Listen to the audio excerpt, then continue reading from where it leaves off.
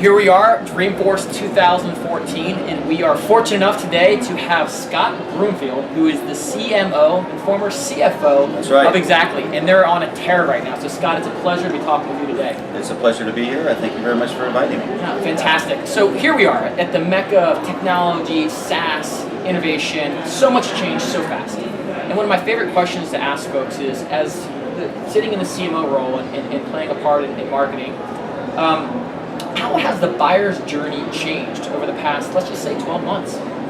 Well, it's interesting, and we have some statistics on this, that the buyer now is the one in control. Yep. The internet has given all the information, passed all the power across to the consumer, and that means that the role of sales and the role of marketing are in a fundamental transformation.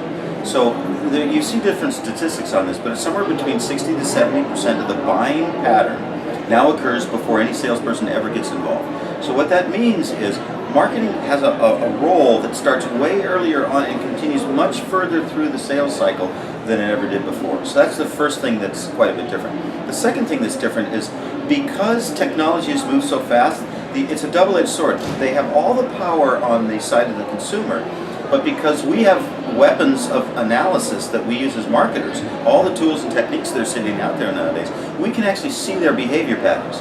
So they have all the power, but we see what they're doing and how they're moving. What that means is because we have all the analysis, all the analytics, we can target much better than we ever have before. So most people think that the role of the CMO has shifted from a real creative role to now a real analytic role. I actually like to say it's expanded both, because if you go out and now target specifically the individuals, you then need to micro-target your messaging. That just means all your creative people have to do a lot more creative work, because you're not just doing one campaign anymore. We're running 22 campaigns right now. 3 different stages through the sales cycle, 3 different personas in multiple industries, very targeted. That's a lot of creative work. It's also a lot of analytic work. So it's a really fun job.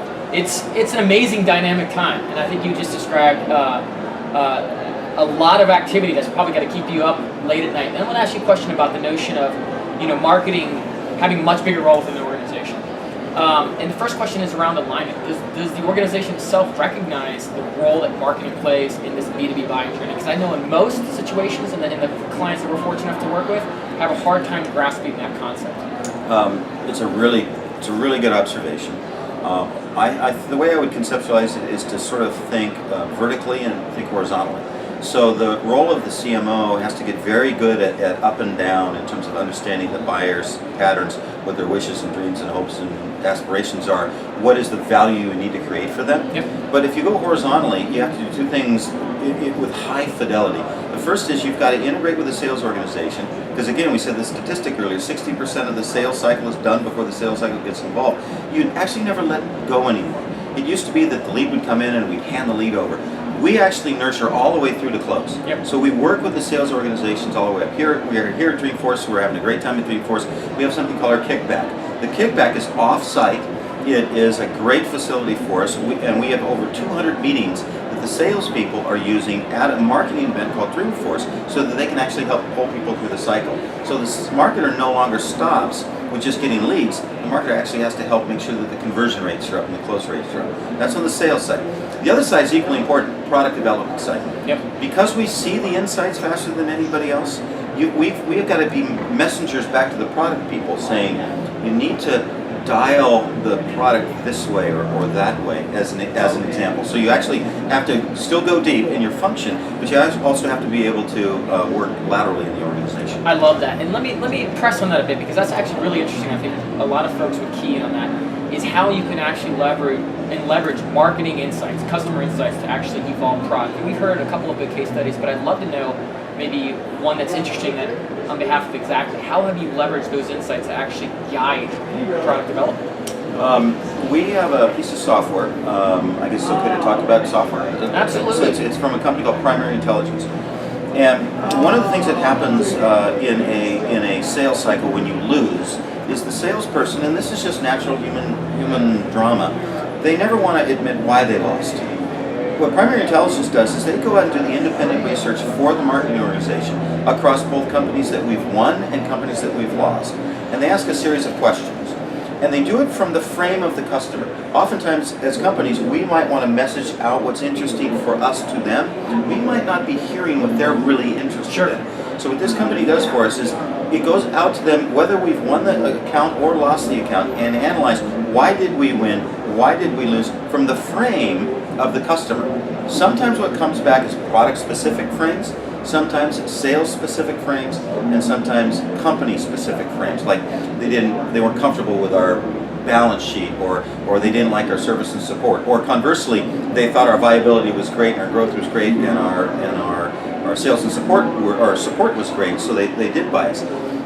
That first dimension, which is what was missing in the product, we're then able to get from the customer, not from our salespeople, but from the customer, it's lacking this or that, and that message goes back to the back to the product people. One example of this.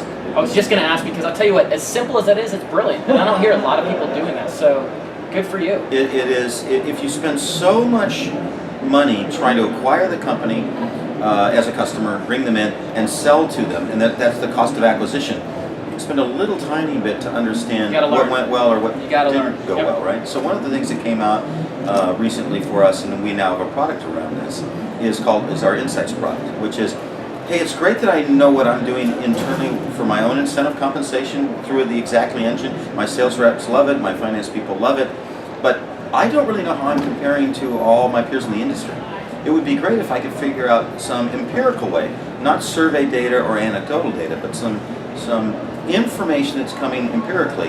And so we created something called Insights, where we aggregate all the data, because we're in the cloud. We aggregate all the data, we anonymize all the data, and they can set filters by industry, by geography, by size, and say, what are those other companies doing and how do we compare to those other companies? That came out of a dialogue through this process with our customers. You know, I love it, and that's a great takeaway, because there's a lot of companies, especially here at Salesforce, right, that want to be customer-centric, customer-focused.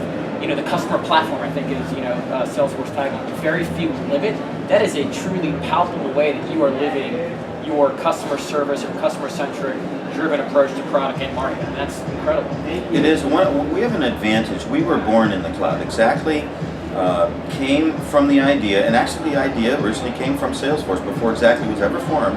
We're talking to the chief financial officer at the time, and he basically said, the idea is cool, but I'm never going to buy it if it's on-premise. Yep. If you create this product in the cloud, it wasn't called the cloud back then, it was called SaaS back then, but it's all kind of the same thing. We then created, Chris Cabrera, the CEO of the company, created this in the cloud, and what started to happen in that dialogue is a recognition that when you say software as a service, we like to capitalize the second S. Yep. It's the service that's important. Why? Because it's a subscription economy. That means every year they renew, and if you don't actually live that service, then they don't renew, and then you have a low retention rate, and that is not a good thing. No, that is not, especially in the world that we live in, right? Which is the ever-changing world. There's always new competitors, there's always distractions, and that's a tough world to live in from a marketing perspective. From a CMO perspective, what data do you look at specifically, Scott, to understand, the strength of your marketing efforts and the strength of the outcomes, the business outcomes you're looking for in revenue production? That's another great question. You said earlier, as you introduced me, that I was the former CFO. So your audience is probably saying, how can a CFO turn into Chief Marketing Officer? It is unique because the Chief Financial Officer holds the cash tight and the Marketing Officer pushes all the cash out. So it is a unique role. But because I have a background in analytics and in finance, I pretty much analyze almost every moving part of the company. I analyze what the traffic flow is on the website. I analyze what all the nurture campaigns look like. I analyze all the data inside of our Marketo engine. I analyze all the data inside of our Salesforce engine. I've got a product called 6 Sense. That is an ability for me to go out and see the behavioral patterns of prospects. I can then pull that information in. And then I've basically divided the organization into two, the marketing into two organizations. One is what I call top of funnel, and the other is what I call middle of funnel. So the top of funnel, digital marketing, field marketing, brand and buzz, they help set the tone for the company and pull the inbound in. And then I have a whole organization, partner marketing, marketing operations, as well as product marketing, that says I need to now take those leads that I've got and pull them into opportunities into Salesforce, pull them through the funnel all the way to close. And I look at I look at data points all throughout this entire process. So, and that's a great way to set up the next question. Let's talk about we'll move right down the funnel. Let's talk about the upper part of the funnel, the early part of the buying journey, if you will. If you wouldn't mind, what specifically are you looking at in terms of health? I mean, I know we're looking at website traffic, I know we're looking at engagement, but are you looking for year-over-year, month-over-month increases? Are you looking for deeper downloads of specific content? Are you connecting that to a closed-loop marketing where you know those folks who purchased did these things, so these folks early on should be doing the same? What are you looking for? So the long answer to your question is yes. You just listed a bunch of those things. We actually look at every one of those things. We look at all the website traffic. We look at all the what's called SEO, which is what's actually happening in terms of search engine optimization. We look at where our page placement is on everything. We look at our SEM. We look at our pay-per-click. We look at our third-party programs, and we're always constantly A/B split testing everything. We're saying, is this working? Is that let's call that out. Let's not do this. Let's do that. Then we go back into the nurturing campaigns, which is once they've actually kind of touched the website, now we have to actually get them to take some kind of an action. And so we look at our open rates, we look at our click-through rates, we look at those as it relates to each individual campaign that we run. And we also try to take what we call our content strategy, which is the really high-level messaging of what Xactly is, which is changing the world of incentive comp, and run that through every distribution channel that we have, including partners, and look to see which parts of the distribution channel are working well, including, by the way, outbound. There is an outbound part of our model. It's not all just inbound. There is an absolute outbound part of our model. And we're constantly saying, okay, where do we rob dollars from? We're always taking dollars from one bucket and putting it into another. And we do this regularly. So I'll give you one more granular piece. So for example, for the nurturing campaigns, it usually takes about 6 weeks to know whether a nurturing campaign is working or not. So as I said earlier, I think we're running in the neighborhood of about 22 nurturing campaigns right now. About every 6 weeks we look at everything. We just call out the bottom 2 or 3 or 4 if they're not performing. Even if they are performing, if they're at the bottom, we pull them out and we drop in new. And it's just an iterative process over and over. We don't necessarily know why something did better than another, and that's not important to me. I don't need to know why this did better. I just need to know that it did do better, and I want to emulate that thing. I don't know if green is better than orange or black is better than blue. I just know that blue does better than orange or green does better than black. And I then layer the green in the next one, and then I might add orange to it. Or I might put the message on top. Or I might try a different piece of collateral. That's the creative aspect, which is if I'm iterating this often, I then need to have creative reinforcements to actually generate this stuff as we go. So that's a specific example of one of the things that we do. I love it. It sounds like you're in this agile mode of marketing in terms of these campaigns, iteration, and even being bold enough to move from a campaign that may be producing fairly well, but knowing it's not its best, so you're going to focus on something else to see if you can outperform it. I love that. Let's talk about something else. Let's talk about Xactly for a second. And I know, when I sit down and talk to individuals like yourself, Scott, each company has its own challenge. Sometimes the demand isn't created for the products; they have to produce that. Other times there's plenty of demand, but there's lots of competition, so they're fighting for the demand that's being created. Talk to me about exactly what Xactly does on behalf of the audience, and what is the biggest challenge Xactly has from a digital marketing perspective? Okay, well, those are very different questions. Okay. So let me attack the first one, which is, as I said earlier, we're out to change the world of incentive compensation. So we've been around for about 9 years. We have over 700 customers now. We service over 150,000 people. We paid out over $15 billion of incentives. Those are all really nice stats, which then lend to a very large database of insights, and we talked about the insights product earlier. But within that structure, there's 35,000 specific incentive plans. 35,000 plans that 700 customers have created over 9 years. So that's a lot of plans. There's a lot of plans. And we know one thing that is true about those plans. Some are good, and some aren't very good. And so what we want to do in changing the world of incentive comp, the very first thing that you do is you want to automate the process. When you automate the process and get off of the Excel spreadsheet, nobody today would show up and say, I want to put my customer relationship management solution on an Excel spreadsheet. They just wouldn't do it. They'd come to Salesforce and they'd buy the CM product. The same thing for incentive compensation. Although 90% of the market, by the way, still uses Excel spreadsheets, which is one of my challenges. You have a huge market opportunity, right? Yeah, it's a huge market opportunity, and it's an exciting. I don't want to go down, but that's one of the interesting things about what I'm trying to do. What gets interesting about that, though, is we can say with certainty that there are right ways and wrong ways to do this. There are good ways and bad ways. And everybody intuitively knows that. What's interesting though, it's like if you ask everybody, are they better than the average driver? 90% of the population will say that they're better than the average. But that can't be. So everybody thinks that they're better, but our data can actually show whether they are in fact better. And so what we want to do in terms of changing the world of incentives is to empirically go out and say, if you do these things, these are the different behaviors you will see in your sales force. Therefore, you can now design your strategic planning with your incentive planning, link the two so that all the behaviors you're getting are in alignment. One of the big problems is you do all your strategic planning up front, get all your budgets set, know the directions you want to go, and then after the year starts, oh, wait a minute, we need to put our quotas in place. Oftentimes those quotas get put in place inconsistent with the strategic planning. We bring that whole process together, starting from the front end process and design through the implementation of it, and then on the back end we analyze every attribute of it, both for the salespeople as well as the admins and the finance people, so it becomes a closed loop. So that's kind of what we're out to do. The challenge in terms of not just digital marketing, but marketing in general for us, is setting forth a vision that actually says this is a doable thing, and it has a major and material impact in your company. It has an impact just in terms of risk and control. That's something that the finance people like, and that's important. It gets your error rates down. That's certainly important. But what's more important is that you're able to now give visibility to the salespeople where they never had it before. Because as a salesperson, you don't want to get an Excel spreadsheet 6 weeks after you close the quarter and see what your commission was. You want to actually see what your commission is when you close the deal. Yeah. And you don't get that if you're in an Excel spreadsheet. The finance people, they want to make sure their accruals are right, their forecasts are right. And the sales management people want to make sure that they're hitting the total plan numbers.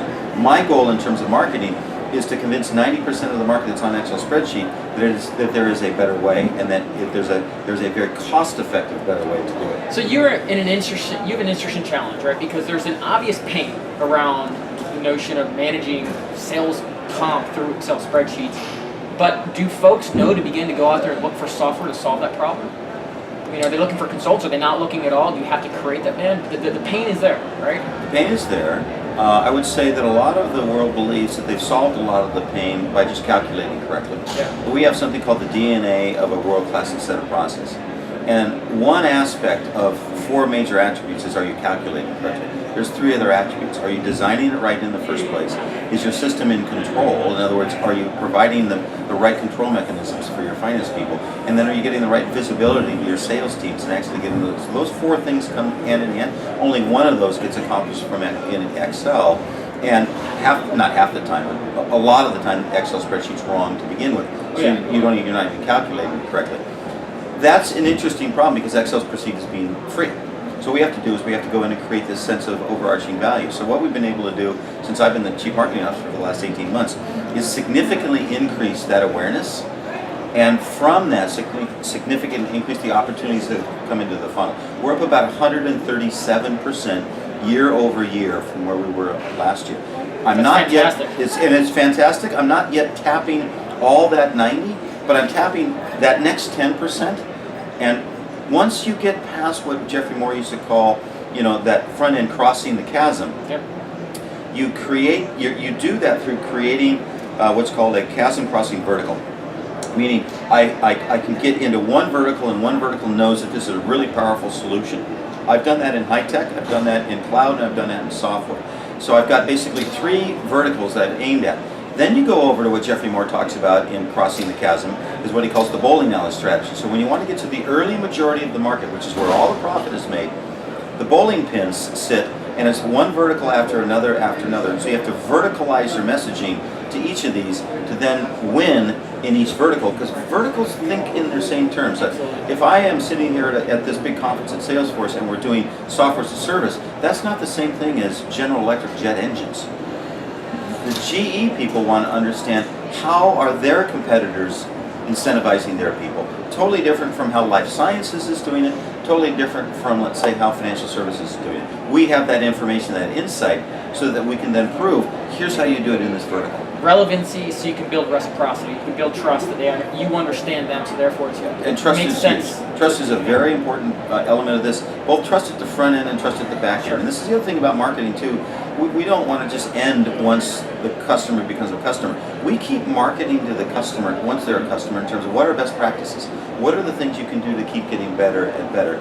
Why do you do that? Because you capitalize the second S in software as a service. If you provide the right service, they stay with you. You have this little pin here, I don't know if you can see this kind of crook, it says Xactly loves me. And it's, we love our customers. We want them to know that we got their back once we sell them the product. Because if we don't, they won't renew. Yeah, and it sounds like you're really living that, because you do hear that a lot, right? I don't think many companies are truly living that I love my customer notion. If a company's been in software as a service for any more than a few years, they have to live it or they don't win. Yep. They never get to scale because the fallout rate is faster than the inbound rate, and it just doesn't work. So most companies, the savvy ones, they get this, and by the way, it's a huge competitive weapon. So we leverage it in our marketing department. I described to you earlier that we have kind of got the marketing department divided into sort of top of funnel and middle and late funnel. Inside of the top of funnel is actually where we put our customer marketing programs. Because there's no better marketing in the world than a customer that refers a prospect. Absolutely huge. So let me ask you this, and I'm going to deviate a little bit from the whole notion of marketing for a second here, because I think this is so apropos to what sounds to be your culture, which is, you know, this customer-centric, customer-first approach. What are you doing differently than most who are trying to make that claim? How are you structuring the values of the organization? How are you compensating people to make sure they actually deliver that love? Yeah, so very good question. We have a set of core values in our company, and we've framed them up into an acronym, and it spells the word CARE, C-A-R-E. So the C stands for customer focus, A is for accountability, R is for respect, and E is for excellence. And these are both attributes that are externally projected. These are also internal attributes that we have as a company. So the very first question that we ask is, are we focused on the right things for the customer? Are we delivering the results that we say we can deliver? Are we dealing with it in a respectful way? And are the products excellent? Now, that's a values structure. Sure. Behind that, we have a model, and I won't bore you with the acronyms and stuff, but one element of the model is what we call the 3 E's, which is evangelize, ensure, and enable. And what you're able to do is the first attribute, which is my primary job, is to make sure I'm evangelizing the story.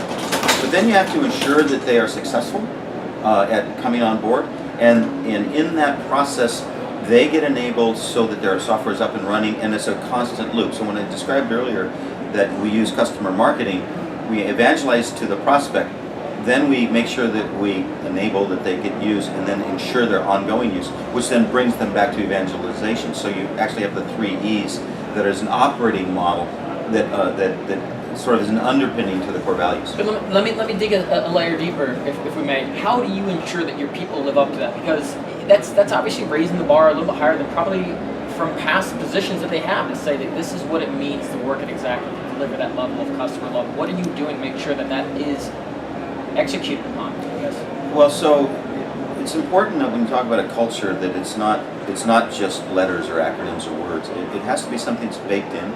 So it starts at the top. It starts with Chris, our CEO, and it pervades all the way through the organization. And it has to be a genuine thing. I'll give you one. You're living it. You have to live it. I'll give you one case in point, just as an example. There was some months ago and it was from me personally. I came to the senior staff meeting one Monday morning, and normally you just go around the room, you kind of describe what you're doing, you have debates about different subjects. I sort of threw out there the notion that I had a conflict in the core values. And everybody looked at me very strangely, and they said, what do you mean a conflict in our core values? And I said, I'm dealing with 2 vendors, and I feel like my accountability and respect values are not in alignment with my excellence values. And I won't bore you with the details of why I was having this dilemma, but I was. And we had a really interesting conversation about what happens if something feels like it's a little bit out of alignment. And it was a very healthy conversation. The other thing that we do is everywhere we can, again, we like to align our incentives, and we do incentives all the way across our entire company. We try to make sure that our incentives are in alignment with our core values. And so we actually have pay structures that, as part of the management by objectives or objectives that we have in any given period, there's an element to it that is cultural. Now it's not like we're So rewarding the qualitative side of it. there's a qualitative and a quantitative side of it. So it's not only retention of our customer, because people are measured on the retention rate, Sure. and they get bonused on the retention rate, but it's also on our SLAs, the service level agreements. It's on our net promoter scores. It's on what is the reputation. Are the customers coming back? Are they generally happy? We look at all those scores, and people are incentivized on those various scores. So there's both a qualitative aspect to it that happens from a management and a leadership point of view, all the way up and down the organization. And then there is an incentive aspect to it that we engage with. So as well. you live it and you're measured by it, which I think is fantastic. So I'm going to turn a corner here on the notion of the revenue marketer. So obviously sitting in the role of CMO and former CFO, perfect person to ask this question. Is it fair to ask marketers, whether they're VPs, directors, C-level, to be responsible for revenue output in an organization like Xactly? Almost. This is an interesting debate that we have. I've taken the ball much further than I ever have before in any of the previous marketing executives in the company. The notion that most of what we're measured against in the marketing organization is what we call sales qualified opportunities. Sure. They're called SQPs. And the way that it happens to work is we use Salesforce as our CRM tool. When an opportunity gets to the 35% stage, which is stage 3 in our process, when I hit that goal, that's 70% of my incentive is based upon that goal. Now, Because you can only do so much to get them to the point Yeah. of being able to close. Now it's on the sales team to actually Yeah. bring that deal home. and Okay, where that's fair. it was very interesting is historically the incentives were way further up the funnel, way earlier. How many leads have we generated? How many opties have we generated? My argument was salespeople every single day are the most at-risk employee in the company. They sing for their supper every day. 50% of their pay is variable. Yep. If they don't close that account in a quarter or a month or a period or whatever in that time frame, they don't get paid. So my argument was we need to move much later to make sure that we pull them through the funnel much later. When I came on board, the marketing teams hated that. Why? Because it's the salesperson that throws the switch that says it's qualified. And marketing said, I don't control that. Yep. And I said, do you think they control who says yes and who they close? Well, my argument is actually you do control it. I believe the salesperson controls their win rate. Yep. If they say they don't, then they're not being 100% accountable to whether or not they can hit the targets that they hit. So I want marketing to be 100% accountable to the salesperson saying, yes, it's qualified, yes, I'm going to grab it, yes, I'm going to now move it into my close rate, because they get measured on a close rate. Now, within that, there's a tension. Sure. And tension is good, as long as it's not, undue tension or bad tension. Competitive tension. And what it does is it causes the organizations to actually work much more closely together. As I described earlier in the session, we have our kickback here that we're doing at Dreamforce. I'm spending a lot of marketing dollars at that event only so salespeople can increase their close rates. And they recognize that. So I pounded on them for weeks, get meetings. And it started low, and over the course of the 4 weeks leading up to Dreamforce, we got over 200 meetings from prospects to come to Dreamforce and sit with us at our kickback. Why? Because I want them to win. If they win, then we all win. Absolutely. And then the qualified opportunity flow number goes up. So there is tension. It's healthy and creative tension. And again, all marketers will respect this and appreciate this. That everybody's a marketer. Everybody's got an idea about what marketing should Everyone do. is. Everybody all the time. It's amazing, right? It's everybody's We're not got all an idea. CFOs. We're not all salespeople. No, and we're not all marketers. CTOs, but the CFO, the HR director, the CTO, they all have ideas Yep. for marketing. So Yep. it's just the lay of the land, and that's okay. But that's kind of how we engage. So we want to be way later in the funnel. Certainly, we have to pay attention to the front end, but we don't want to just because it's easy to generate leads that aren't going to go anywhere. Yep. We want to, and that's why we cut by persona, we cut by stage, we cut by industries, so that we can mesh this tightly, so that when the salespeople come in, this 60% of the process that's already done, they're already well informed with the value creation models that we have. I think that's fair. It makes sense. I'm sure it makes a few people nervous, but it's definitely pushing the boundaries of the whole notion of sales and marketing alignment. Last question for you, Scott. What would you recommend that should be on the strategic roadmap of B2B marketers that most likely is not today? What are you doing? Because it sounds like you guys are pushing the limits. What have you done that's worked? And you'd say, you should really consider this for everyone but your competitors, of course. Well, let's see. I'll give you maybe 3 things. Great. I'm trying to think about this real time, so because we're not cutting the tape here at all. No. We can sit and think. No, that's okay. We could get a beer if we need to. Yeah. Don't know if these would be the top 3, but they're the 3 that come to mind. The first is content strategy. I think one needs to create a real comprehensive, context-based content strategy across multiple distribution channels to make sure that the right messages are getting to the right people. And that content strategy needs to be very rich. It needs to be customer focused. And I like to say it needs to be whole person focused. And this is a big problem I think we have in technology and in many industries. We always try to address the left side of the brain, the analytics side of the brain. We go after speeds and fees and performance metrics. Isn't my product great? And see how fast it goes and how good it looks. I believe you also need to address the creative side of the brain, the right-hand side of the brain, the emotional side of the brain. I am fully of the belief that the right-hand side of the brain is where the decisions get made, and then the left-hand side of the brain deals with justifying the decisions of the right-hand side of the brain. So I call content strategy within an arch of what I call whole person engagement. If you don't do that, you're dead. So what I like to say at Dreamforce is come to our booth and you'll understand our head. What do we do? Why is it cool? How great is our product? Come to our kickback and you'll see what our heart is. You'll see that we've got your back, who we are, what we're all about, what we believe. That's the first thing. The second thing is you better have a strategy to go mobile. The consumption now on mobile is, I can't even believe how high it is. 39% of all traffic that comes to our website, and we're a B2B incentive comp company, 39% of our traffic comes to us through the mobile device. That's one of the largest I've heard so far. I was stunned when I saw the numbers. I actually didn't believe the numbers for months. I said, there's no way. But the devices now, you've got your phone here and I've got mine. These are actually the smaller ones. The ones that are a little bit bigger, the Galaxy or the new 6 Plus, they're big enough so you can actually consume them.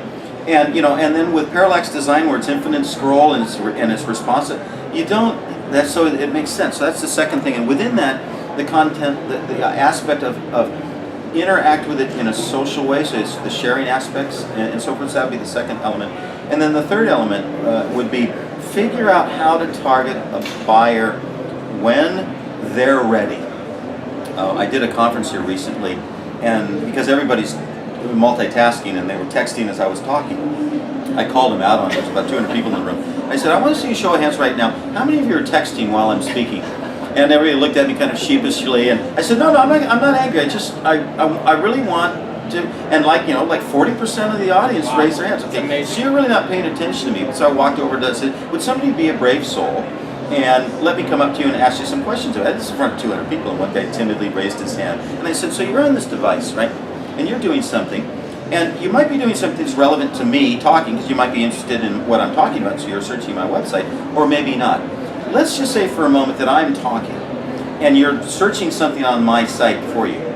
Now that is highly engaged at that moment in time. Let's say that the other 39% of you aren't. Wouldn't it be infinitely better if I could just take all of my marketing effort and dollars and target you, because I know behaviorally you've made that change? What that does is it means I can get really targeted with you, and I don't have to worry about this noise over here until they change their behavior and move back in. So what I would suggest is think about what I call predictive analytics on prospecting as the third leg to the stool. Those would be the 3 I'd probably say would be next gen related things. Well, that is absolutely fantastic. I think that there's a lot to learn from this. Scott, I truly appreciate your time.